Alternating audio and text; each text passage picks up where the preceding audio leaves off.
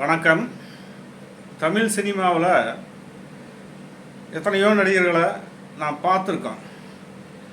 ஆனால் சில நடிகர்கள் இறந்து இன்றைக்கி ஒரு 50-55 வருடம் ஆனாலும் கூட அந்த நடிகர்களை நம்மால் மறக்க முடியறதில்ல. அப்படி ஒரு நடிகர் தான் டிஎஸ் பாலையா. டிஎஸ் பாலையா பற்றி தெரியாதவங்க தமிழ்நாட்டில் ரொம்ப குறைவு.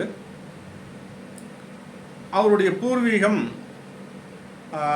சாத்தான்குளம் பக்கத்தில் இருக்கிற சுண்டன்கோட்டை அப்படிங்கிற ஒரு கிராமம் அப்படின்னு தெரிய வருது. அது முதல்ல திருநெல்வேலி மாவட்டத்தில் இருந்ததுனால அவருக்கு பேரே திருநெல்வேலி சுப்பிரமணியன் பாலையா. சுப்பிரமணியங்கிறது அவங்க அப்பா பேர். இன்றைக்கி அந்த பகுதி தூத்துக்குடி மாவட்டத்துக்கு வந்துருச்சு. சரி, அங்கே நாடகங்கள் நடித்து மெல்ல மெல்ல சினிமாவுக்கு வந்தவர் டிஎஸ் பாலையா.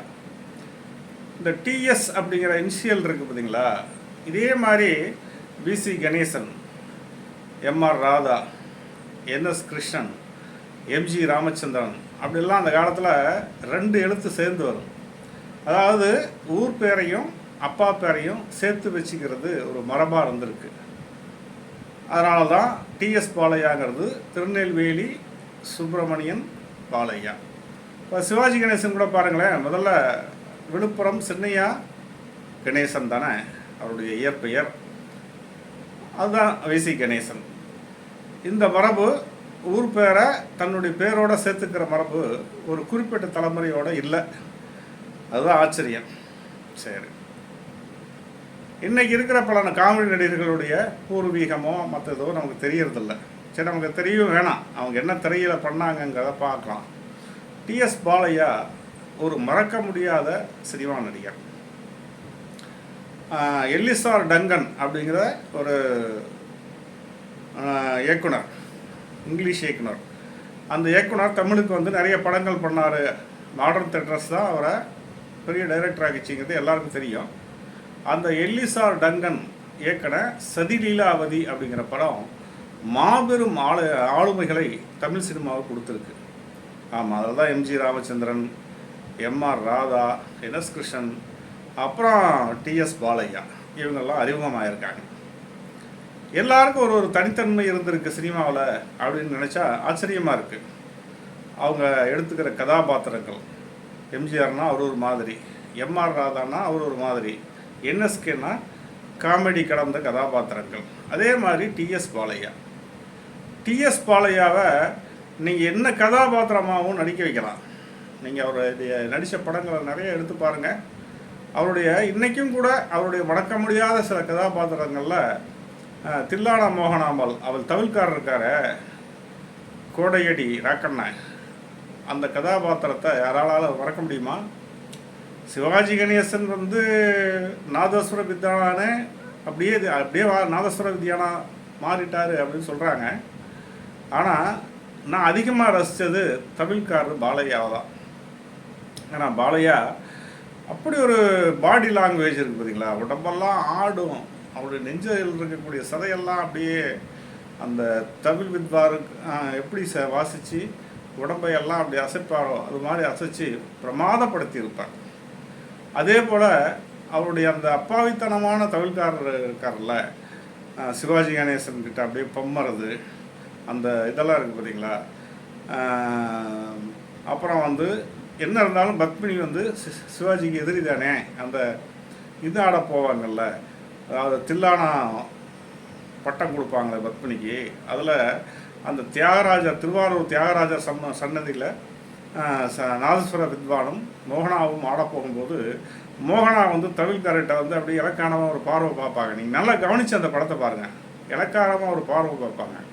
அதுக்கு அவர் எதோ அந்த உடம்புல தூசு தட்டு மாதிரி தட்டுவார். யார்? பாலையா. எல்லாம் எனக்கு ஒரு தூசுன்ற மாதிரி. அது நல்லா கவனித்து பார்த்தா தான் அந்த பாலையாவுடைய அந்த அங்கத சேஷ்டைகள் இருக்குது பார்த்தீங்களா, அது நமக்கு நல்லா தெரிய வரும். அதே போல் முதல் சீனு சிவாஜி கணேசனும் ஏவிஎம் ராஜனும் நாதஸ்வரம் வாசிச்சுட்டு இருப்பாங்க ஒரு மண்டபத்தில், கோயில் மண்டபம் அது. அதில் பத்மினி ஒரு வண்டியில் வந்து இறங்குவாங்க. ஏன்னா அவங்க நாட்டிய நிகழ்ச்சிக்கு வந்திருக்காங்க.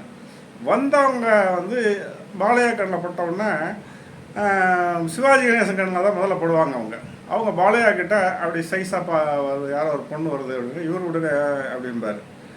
இந்த மாதிரி அங்கத சேஷ்டைகள்லாம் இருக்குது பார்த்தீங்களா, இதெல்லாம் வந்து மறக்க முடியாத நடிகர் டிஎஸ் பாலையா. அப்புறம் அவருடைய இன்னுடைய மறக்க முடியாத படம் காதலிக்க நேரமில்லை. காதலிக்க நேரமில்லை பாருங்கள், ஒரு பொறுப்பான பாசமான அப்பா, 2 பொண்ணுங்களுக்கும் ஒரு பையனுக்கும். பொண்ணுங்க என்ன சொன்னாலும் கேட்பார். அதனால தான் அந்த மேனேஜர் ஒருத்தவங்க வந்து வேலையை விட்டு நீக்கி அதனால் பிரச்சனை வந்து பையன் சினிமா எடுக்கிறேன்னு இது பண்ணிக்கிட்டு போனோன்னு ஏன்டா மானத்தை வாங்குற, பார்க்குறவங்கெல்லாம் வந்து என்ன வந்து இவங்க மாமன் சினிமா எடுக்கிறான்னு ஒரு உலக்கு மாதிரி பொண்ணோட சுற்றிட்டு இருக்கான்னு தப்பாக பேசுகிறாங்க அப்படின்லாம் வந்து அந்த பேசுகிறது இருக்குது பார்த்தீங்களா. அந்த டிஎஸ் பாலாவோட பாடி லாங்குவேஜ் அவ்வளோ அற்புதமாக இருக்கும். அதே போல் நீங்கள் பாகப்பிரிவினை படத்தில் எடுத்து பாருங்கள். ஒரு நல்ல குடும்பத் தலைவனாக என்ன யதார்த்தம் அவருடைய நடிப்பில் அவ்வளோ அருமையாக பாகப்பிரிவினை படத்தில் நடிச்சிருப்பார். பாமா விஜயம், பாலச்சந்திர இயக்குனா பாமா விஜயம் ஒரு நடுத்தர வர்க்க குடும்பத் தலைவராக எவ்வளோ அற்புதமாக அவர் நடிச்சிருக்கிறாரு. இப்படி பாலையாவோட எத்தனையோ படங்கள் இருக்குது. நீங்கள் பழைய மதுரை வீரன் படம் பாருங்கள். மதுரை வீரன் படத்தில் மதுரை வீரனா எம்ஜிஆரை பிடிக்க ஒரு தளபதி, அரசனுடைய தளபதி இவர் தான். இவர் எப்போ பார்த்தாலும் போய் என்எஸ் கிருஷ்ணன் டிஎம் கிட்ட பையன் வந்துட்டானா, பையன் எங்கே அப்படின்னு கேட்டுக்கிட்டே இருப்பார். அது ஒரு சிறந்த ஒரு டைலாக்காக கூட கிராமப்புறங்களில் பேசப்பட்டது. மதுரை வீரன் ஆன காட்டுக்கு தூக்கிட்டு போயிடுச்சா, அப்போ வந்துடுவான் யார், நரசப்பா வந்துடுவான். நரசப்பா யார், நம்ம இவர் தான், பாலையா தான். அவங்க மகன் வந்தானா அப்படி அப்பப்போ போய் இது பண்ணுறது. அப்புறம் இளவரசியை காப்பாற்ற போனேன், அப்படி அலை வந்தது, அப்படி வந்தது, இப்படி வந்தது, நான் அதெல்லாம் மீறி அவங்களை காப்பாற்றிட்டு ப்ரூடாக விடுறது. இதெல்லாம் டிஎஸ் பாலையா மிஞ்ச ஆள் இருக்கா? நீங்கள் பாருங்கள் எவ்வளோ அழகான கதாபாத்திரங்கள் அவங்க நடித்தாங்க. அந்த கதாபாத்திரங்கள் அவங்களெல்லாம் வேறு ஒருத்தர் நினச்சி பார்க்க முடியுமா? அப்படி ஒரு அற்புதமான கதாபாத்திரத்தை கொடுத்தவர் டிஎஸ் பாலையா. இன்றைக்கி சில நடிகர்கள் இருக்காங்க, அவருக்கு பின்னாடி எத்தனையோ நடிகர்கள் வந்தாங்க. ஆனால் தெரிஞ்சோ தெரியாமலையோ அவங்கக்கிட்ட ஒரு யதார்த்தம் மிஸ்ஸிங். ஒரு நடிகன் என்ன இருக்குன்னா அந்த யதார்த்தம், அது இந்த கேரக்டர்னால் இப்படி தான் இருக்கணும் அப்படின்னு உள்வாங்கி நடிக்கிறதுக்கு பார்த்தீங்களா, அது சாதாரண விஷயம் இல்லை. அது அந்த நடிப்புங்கிற கலையை நல்லா தெரிஞ்சு வச்சுக்கிட்டாங்களால தான் முடியும். நிறைய கலைஞர்கள் என்ன பண்ணுறாங்கன்னா ஒரு கதாபாத்திரத்தை சொன்னால் அதை உள்வாங்கி சரியாக பண்ணுறதில்ல. என்னென்னா அதை அவங்க பாணி கொண்டு போயிடுறாங்க. அதனால் அந்த கதாபாத்திரங்கள் எடுபடுறதில்லை. அப்படி அல்ல, ஒரு கதாபாத்திரம் வந்து அந்த என்ன, அதாவது என்ன சொல்லுவாங்கன்னா ஒரு நடிகன் எப்படி இருக்கணும் அப்படின்னா ஒரு சேரு மாதிரி இருக்குன்னு சொல்லுவாங்க. இப்போ மண் வந்து பிசைஞ்சா சேராகுது பார்த்தீங்களா, தண்ணி ஊற்றி பிசைஞ்சா அதை தானே குயவன் வணையிறாரு. பாத்திரமாக ஒரு விளக்கா இது பல பாத்திரங்களை அவர் செய்கிறார்ல, அப்படி ஒரு சேராக வந்து இருக்கணும் நடிகை அப்படின்னு சொல்லுவார். ஆனால் அது மாதிரியான நடிகர்கள் இல்லவே இல்லை. இன்றைக்கெல்லாம் சுத்த மோசம். ஆனால் அன்னைக்கு இருக்கிற நடிகர்கள் அவ்வளோ நல்லா இருக்காங்க. அதாவது சொன்ன கதாபாத்திரத்தை அவ்வளோ அற்புதமாக புரிஞ்சிக்கிட்டு அதை வெளிப்படுத்துகிற ஒரு நடிகர்கள். ரொம்ப சமீபத்தில் மாரிமுத்து ஒரு நடிகர் இறந்துட்டார். அந்த நடிகர் கூட அந்த மாதிரி ஒரு நல்ல கதாபாத்திரங்களை செலக்ட் பண்ணினார். என்னுடைய சங்கத்தலைவன், நான் கதைவசனம் எழுதினேன் சங்கத்தலைவன் படத்தில் ஒரு முதலாளி கோவிந்தராசுங்கிற கேரக்டர் வருவார். உண்மையிலேயே அவர் அந்த கதாபாத்திரத்துக்கு திரைப்படக்குழு செலக்ட் பண்ணுறப்போ நான் கூட யோசித்தேன். ஆனால் அதை கண்முன் கொண்டு வந்து நிறுத்தியிருந்தார். அதனால் டிஎஸ் பாலையா மாதிரியான நடிகர்கள் வந்து போற்றப்பட வேண்டியவர்கள். அவங்கள வந்து மறந்துடுறாங்க. யார் மறந்துடுறாங்க?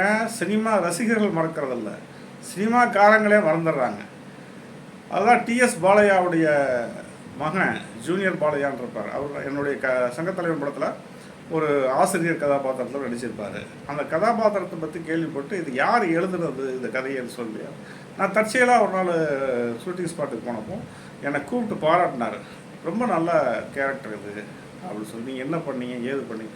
நான் சாதாரண திரைத்தொழிலாளிங்க, என்னுடைய கதை தான் தறிவுடன், என் சொந்த வாழ்க்கை வரலாறு தறிவுடன். இப்போ நீங்கள் நடிச்சுக்கிட்டு இருக்கக்கூடிய அந்த ஆசிரியர் கதாபாத்திரம் கூட யதார்த்தம் இன்னும் உயிரோட தான் இருக்கார் அப்படின்னு சொல்கிறோம். இன்னும் இன்வால்வ்மெண்ட்டாக நடித்தார் அப்படிங்கிறதெல்லாம் உண்டு. அதனால் டிஎஸ் பாலையா போன்ற நடிகர்கள் என்றைக்கும் சினிமா ரசிகர்கள் மறக்க மாட்டாங்க. இன்றைக்கி இளைஞர்கள் கூட டிஎஸ் பாலையாவை நல்லபடியாக பேசுகிறாங்க. அதனால் டிஎஸ் பாலையா ஒரு திரையுலகத்தில் ஒரு மேதை தான், அதில் எந்த ஒரு சந்தேகமும் இல்லை.